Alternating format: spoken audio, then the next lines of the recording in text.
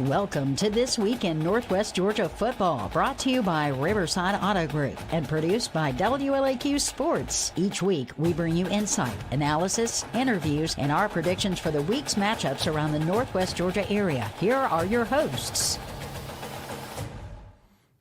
And good evening, everybody, and welcome into another edition of This Week in Northwest Georgia Football. Glad to have you with us as we get ready to embark on our Week 7 journey of the program. Believe it or not, it's hard to believe that we've been doing this 7 weeks. Of course, I said that when we were doing it 6 weeks. I said it at week 5. It's kind of like a broken record thing, but it's because, Ian, it's the truth. The high school football season it floats on by in a hurry.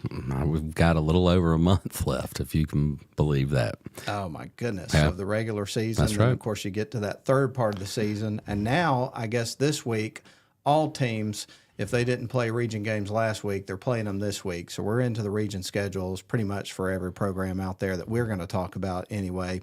So we've got a lot to dive into. But the first thing that we always do as we kick off the show is we talk about last week's results. And I realized that I didn't bring last week's results into the studio today. We were kind of scrambling to get everything together last minute. I mean, it is the first week of fall, so it's more important to have the material that you're going to talk about or to take these little lovely decorations, faux leaves and yeah. a light-up pumpkin and decorate for fall. So I was decorating for fall and forgot to bring in all my notes. So what can I say? But I do know that last week I got a pick on you. You did. Now I've got a 5-game lead. So you do. We remember the important stuff. Of course, you remember that. I know that pick was in the Battle of the Indians. I took Armurchie and Chattooga got the W's. So the rest of the way we picked the same. But I don't know if we were correct. We both picked Coosa, didn't we? And we both picked Temple to beat Pepperell. Yeah, and yeah. Pepperell didn't only just beat Temple. They beat them pretty soundly, which I think was one of those things. Neither one of us would have been shocked that Pepperell picked up the victory there. But I'll admit, I was a little bit surprised by how lopsided that game turned out. Well, it's crazy to think that we're picking week 7, but you're still finding out a lot about these teams. Temple was passing the eyeball test when it came to how they were beating their opponents. We knew that they hadn't played anybody of note. But they were beating them soundly, so we just assumed this must be the same Temple team we had last year, and it still very well may be. Pepperell may have just found that mojo, and we both, when we picked that game last week, it's like I know this Pepperell team's got it in them, but I'm going off what the results have shown me so far, and now we know the Dragons mean business. And we're going to be talking about a rivalry matchup between the Pepperell Dragons playing at home against Darlington a little bit later on in the show. And that's one of those matchups that typically delivers the goods. And I know the fans are going to be excited about it. It's going to be a great atmosphere for that game. We're going to have the opportunity to be there to bring it for you on the radio and also voice the live stream. So we're excited about going down to Lindale and being a part of that event. It's going to be a lot of fun. Are you cannon ready?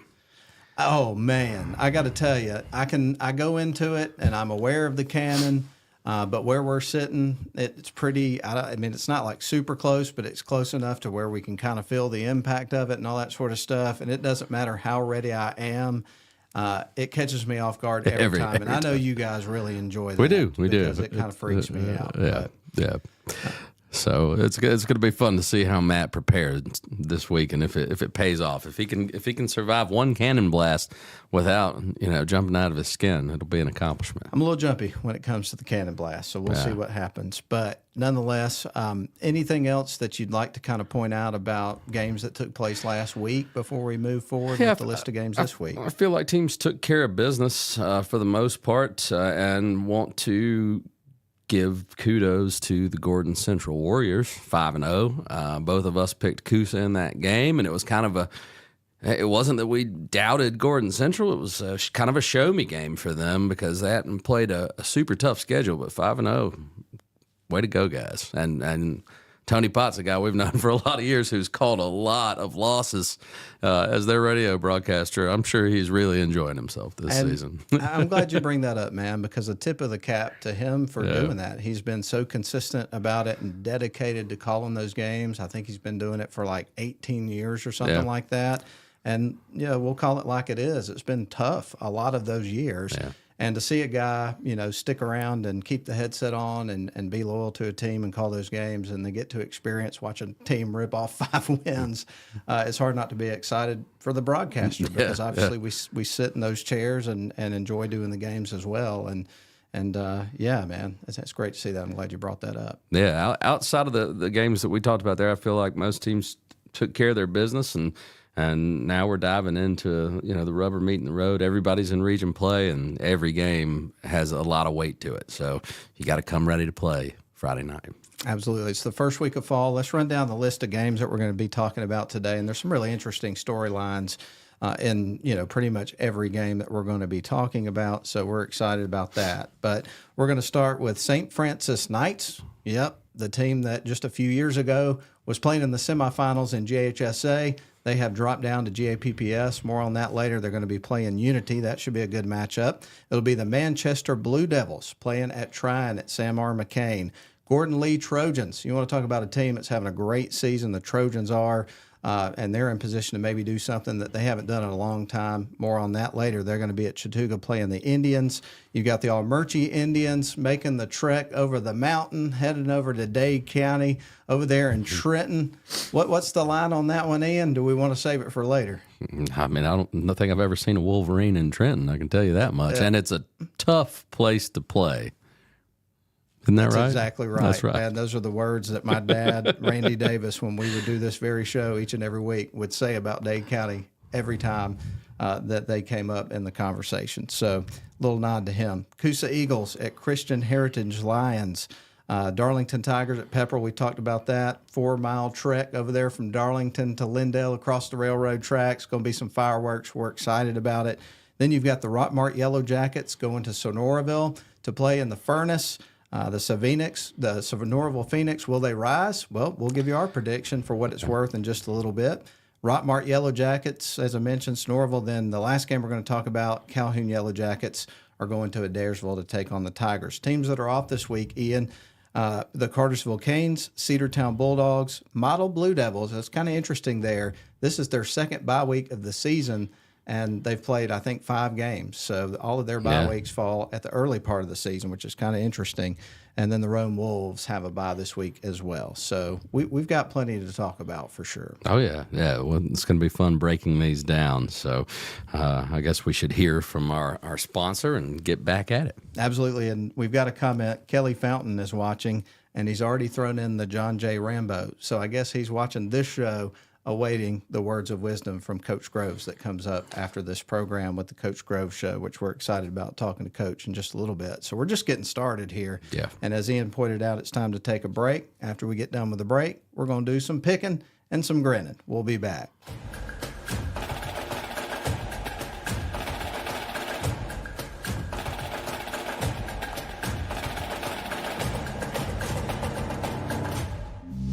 Are you shopping for a new car, truck, or SUV? Riverside Auto Group has a location to meet your needs. Browse their selection online at riversideautogroup.com or visit with them in person at Riverside Chevrolet GMC in Rome, Riverside Toyota in Rome, Riverside Nissan in Rome, or Riverside GMC Cadillac in Cartersville. Locally owned and operated by the Welburn family since 1974. That's Riverside Auto Group.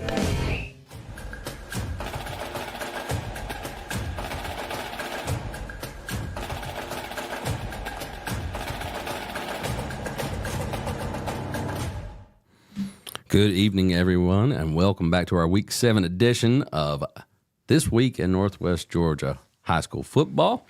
We're going to get to the picking, but congratulations on getting over the hump, everybody. The workday's over. 2 days to go, and we get high school football. Love it, man. It's a fantastic time of year, and, of course, in terms of the temperature, it doesn't feel like fall, but it is starting to look a little bit like fall, and I think by the time we get into the weekend, we're going to start to see the temperatures start to drop. And they're pretty much going to stay that way, I think, for the foreseeable future, which is super exciting. I think we're getting past all this 90-degree weather stuff, which I don't know about you, man. I mean, I stay in the South partly because I do like the hot weather, but it is nice to get a break from it once you get at this point of the year. Especially the weather you get in the fall. It's not like you need your winter coat. You just some layers, you know? Yeah, I just wish it could last another month or two, you know. Right. But anyway, well, let's go ahead and jump into these games, man, because like I say, we got some interesting ones to talk about. We're going to start in Georgia Association of Private and Parochial Schools. We're going to talk about the Unity Christian Lions, and they're going to be facing St. Francis. And Ian, this group of Lions is built a little bit different this year. Tell us a little bit about it. Let's just call them the kings of the jungle, man, because they are out there outscoring their opposition 269-10 through 5 games. Let that sink in just a second. 3 shutouts, gave up a field goal in 1 game, and 1 touchdown on the board through 5 games. These boys can score as well. The defense is good, elite. The offense is just as elite. Miles Schwartz having a great year at quarterback. They've got weapons out on the perimeter all over the place. Obviously, they're playing well at the line of scrimmage as well, so let's give the big nasties credit on the offensive and defensive line. St. Francis, as you mentioned, this is a team that was playing, GHSA just a few years ago and doing it with great success. But this is not the same program that had that success. They struggled to beat Fidelis Christian 16-6. That's a team Unity beat 52-3. So while I'm sure St. Francis will be ready to play, Unity also gets this one at home via Branch Bragg Field and the Coosa Eagles and their partnership with them. I think the stadium's going to be rocking. I think Unity's defense is going to keep up the good work. And if they get 10 points, St. Francis will be lucky. Man, I think that's a great assessment. And to your point on the history of St. Francis Knights, it's really interesting because in 2022, they were region champs in GHSA's 6AD1, marched all the way to the state semifinals. They lost to Prince Avenue Christian, the team that would go on that year to win the state championship, by 4 points. Right. The next year, they won, I think, like 1 game or maybe 2 games, something like that. And then the next year, they had another tough season. And then the year after that, they are playing in GAPPS, which I think is interesting to see where that program went over those few years. And I know that the year before they moved to GAPPS, they had to forfeit the tail end of the season because they didn't have enough guys to play. Right. So a lot has changed in the program. As you mentioned, Unity has been absolutely dominant. They've shut out 3 opponents this year. You mentioned all the accolades that they've picked up. So I think they're going to come into this game with a lot of confidence. They get this one at home, and in this case, that is out at Coosa High School on Branch Bragg Field. So that helps them a lot there.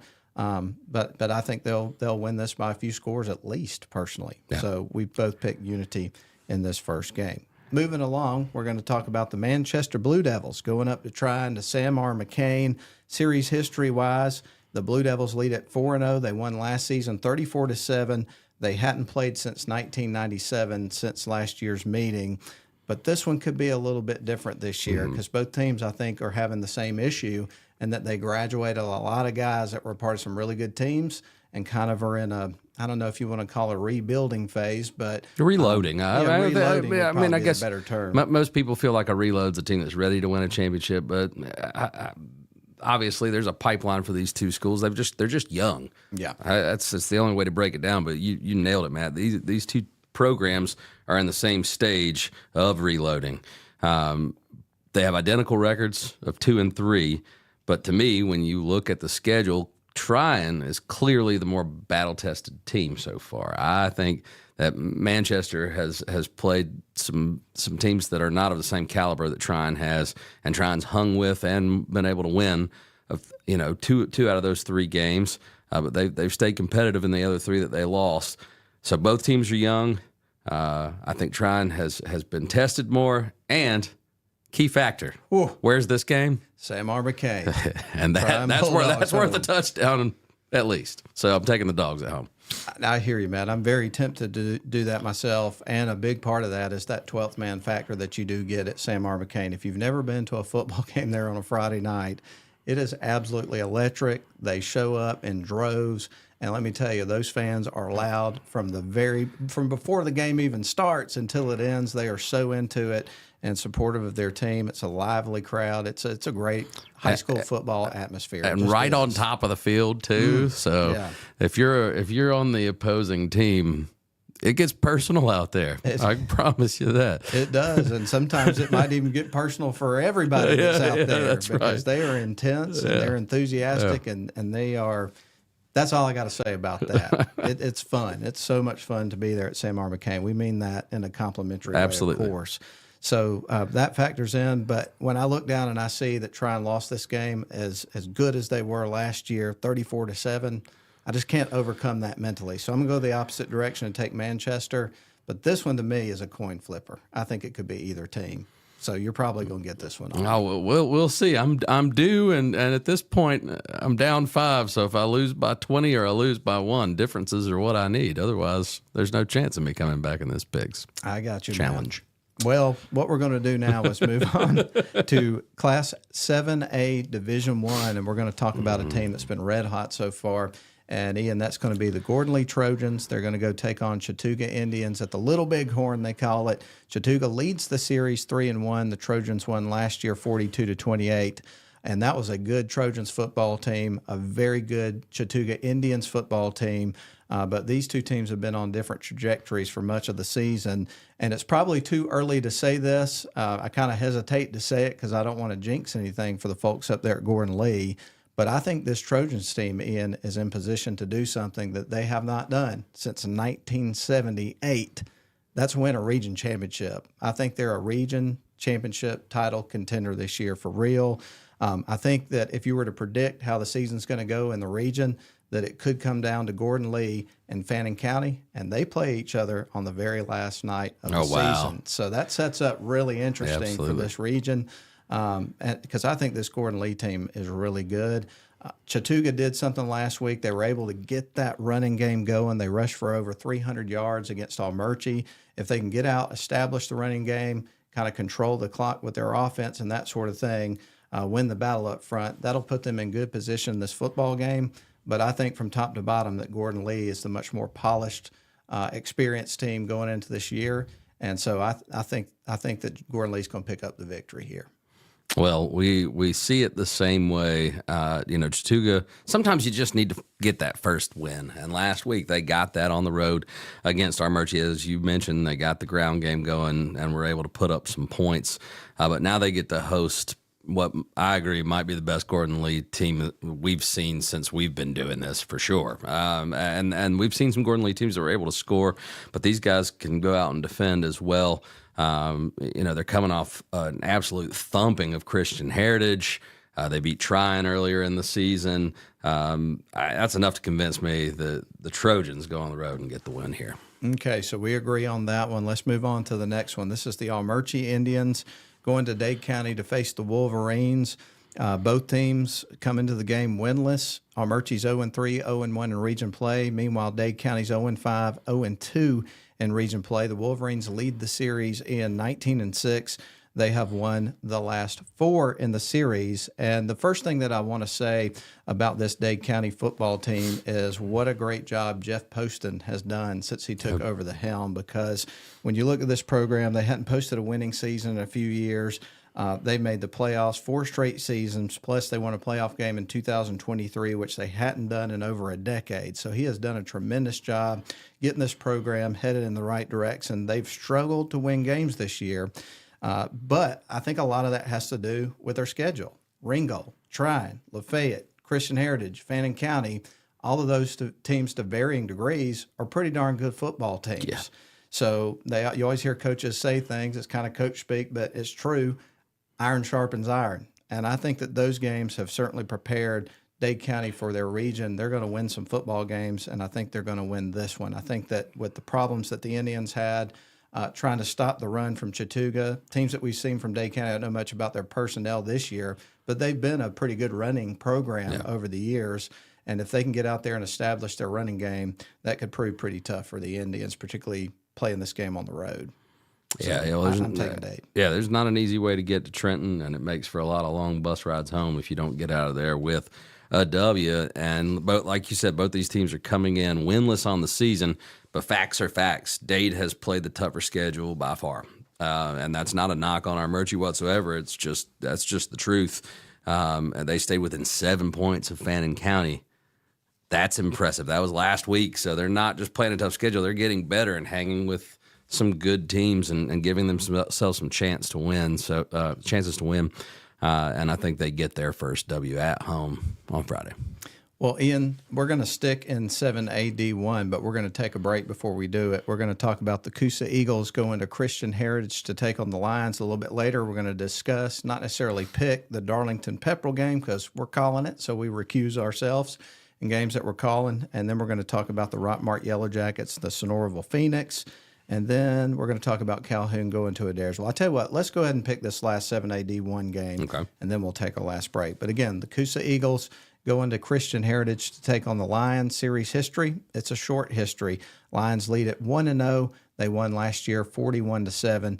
Ian, how do you see this one? I mean, since opening the season with that 34-0 shutout of Southeast Whitfield, it's been a tough run for the Eagles. They've been close to victory a few times, but they haven't been able to bring one home. While Christian Heritage is 2-3, they have quality wins and quality losses. This game's at home. If you're on top of the press box, get ready for the loudest PA speaker in the country. At least me and Matt feel that way. I think Christian Heritage is going to be too much for Coosa on the road. Yeah, I won't leave any mystery there. I agree with you on this one. When you look at the Lions, this is their 15th season playing GHSA football, 10 out of their 15 years. I think they'll make it this year, obviously. They've made it to the playoffs, made it all the way to the quarterfinals one year. They've had outstanding coaches over the years. They've got Frank Barden the last couple of years leading this program. Of course, he won a state championship over at Cartersville. Man knows how to coach a team. And the one thing that you can always count on from a Christian Heritage team over the years is will have some good athletes. They're always pretty big and physical, even though they may not have the biggest roster. They're going to be a physical team, and they're going to bring the fight to you. And not only that, if you've ever been to a Christian Heritage game, you mentioned the press box and how loud it is. The fans are pretty fiery up there, too. They love them some Lions football, and they love to get out and support the team and be loud and enthusiastic and all those sorts of things. And I definitely think that is a place where the crowd can affect the game some. So that's another thing that the Coosa Eagles are going to have to deal with. They've been able to move the ball some. The Eagles have, but unfortunately, they hadn't been able to keep teams out of the end zone. And I think this is a Christian Heritage team that's built to score some points. So I think it's going to be a tough night for the Eagles. I'm going to take Christian Heritage to win the game. So we hadn't had any differences yet, have we? Yeah, we had one. You went. Oh, that's right. We sure did. Yeah, you went with Manchester. Okay. Yep. I took scratch that. We've got one difference. We're going to take a break. We'll come back and we'll wrap up discussing a few more games. But we're so glad you're with us. We're glad to be here and have the opportunity to talk some high school football on a Wednesday evening. And we're just getting started. We've got a few more games to pick here, and a little bit later on, we're going to have the Coach Grove Show. So we'll take a break, and we'll be right back.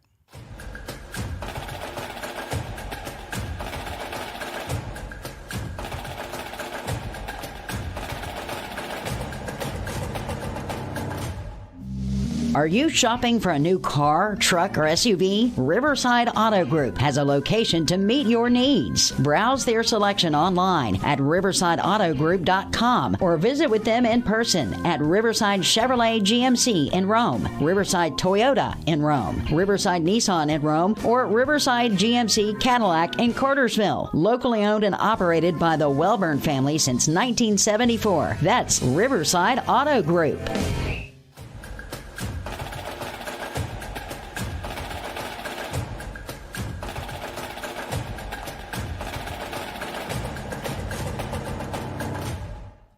All right. We welcome you to the first edition of the fall 2025 This Week in Northwest Georgia Football. It just sounds great to say. It's officially fall, doesn't it? It does. Man, it does. I love it.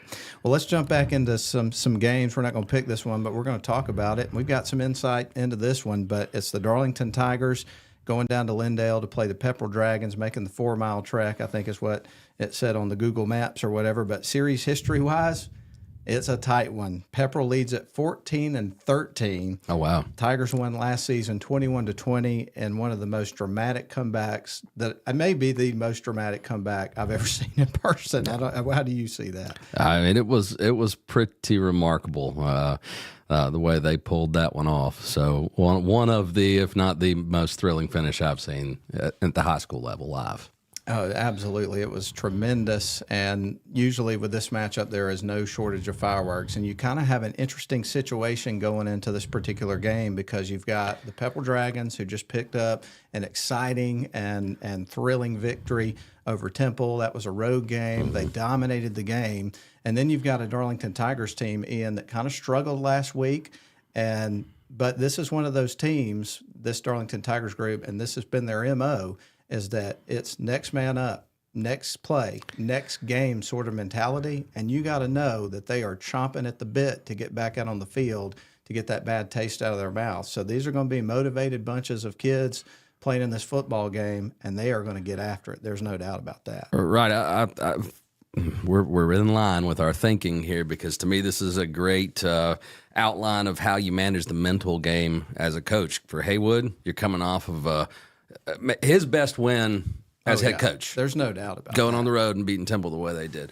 And it means even more because they lost so many in heartbreaking fashion. And even this year had a couple that were so close. The Cedartown game, the Christian Heritage game, letting that one slip away. So they've had some good wins too, Daresville, and then last week against Temple. So Pepperell's coming in riding high.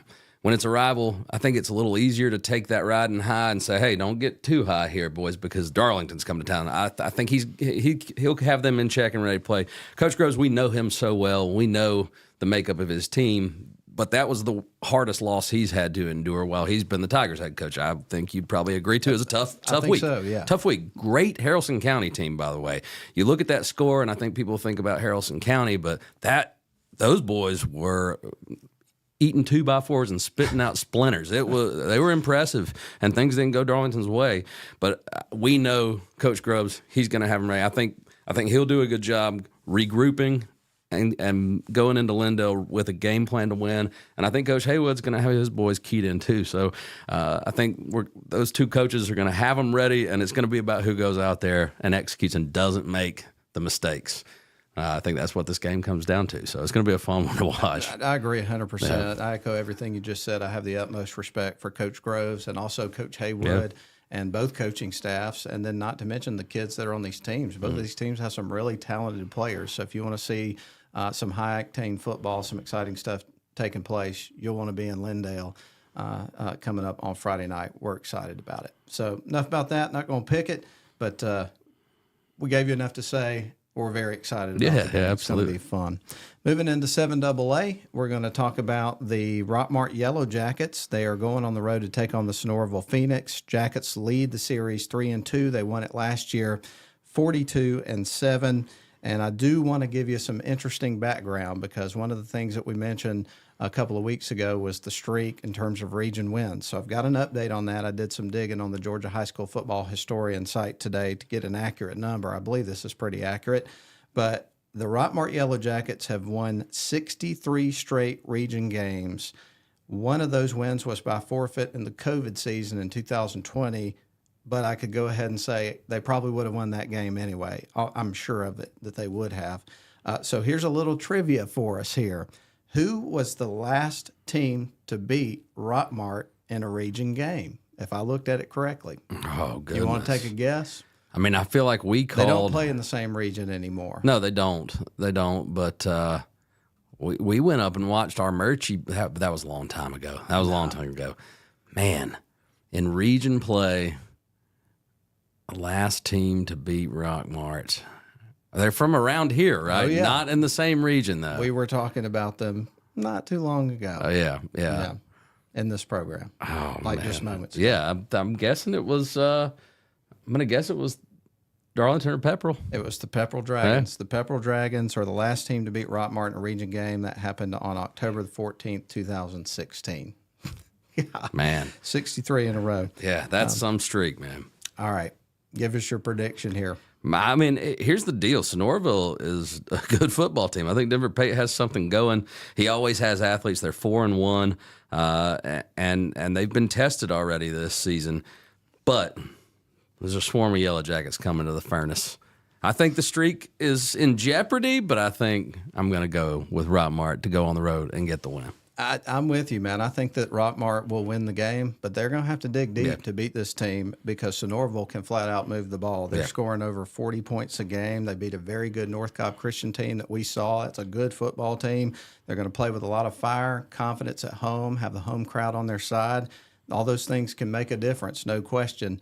But I can't pick against Rockmart. But if there was a team this year in the region that might get in the street, I agree. I think it could be Sonoraville. Yeah. So we'll see what happens, but I'm going with the Yellow Jackets.